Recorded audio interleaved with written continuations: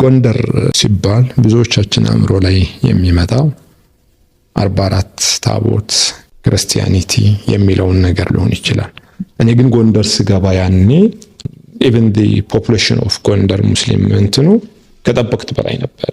እንዴ 20 ምናምን መስጊድ ያለበት ከተማ እኮ ነው ጎንደር ማለት 20 ምናምን መስጊድ ነው ያለ። ቀላል አይደለም። 20 ምናምን መስጊድ አውቃለሁ እኔ 10 ምናምን መስጊድ ጁምዓት የሚሰገድባቸው ማለት ነው።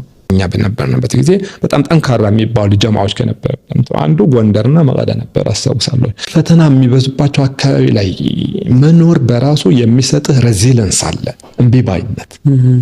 ያ አድቫንቴጅ ነው። ላይ ሁሉም ነገር የተመቻቸ አካባቢ ላይ ማደግ እንትን ይሆናል፣ ኖርማል ይሆን።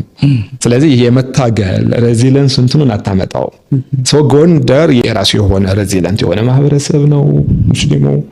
ለሴም ታይም እኛ ወደ ጎንደር ስንሄድ እነዚህ ፈተናዎች ሊኖሩ ይችላሉ ብለን አስበን ብዙዎቻችን ተምናደርገው፣ ግን የተሻለ ሙስሊም ተማሪም ነበረው፣ የተሻለ የጀማዓ እንቅስቃሴ ነበረ፣ የቂራት እንትኖች ነበሩ። ኢበድ ጎንደር ላይ የነበረው እስረኞቹንም የነሱ ማፍጠሪያ እስከ ማዘጋጀት የሚደርስ ነውና ጠንካራ ጀማዓ ነው እዛ አካባቢ የነበረው። ሜዲሲን ተማሪ ላይ ጠንካራ ጀማዓዎች ነበርና የምትቀናባቸው ይሄ አለ አይደል፣ ላይክ የትኛው ቦታ ኢትዮጵያ ላይ የማታገኛቸው ጠንካራ የሆነ ጀማዓ የነበረው አካባቢ ነበረ። ዩኒቨርሲቲ ሙስሊም ህብረት ላይ የሚታወቅ ጀማዓ ነው። ከዛ የመቀለው ይታወቃል። ወደ ጎንደር ስለማዘነብል ሊሆን ይችላል እንደ ጎንደር የሙስሊም ህብረት እንትን ግን ጠንካራ ጀማዓ አስታውሳለሁ።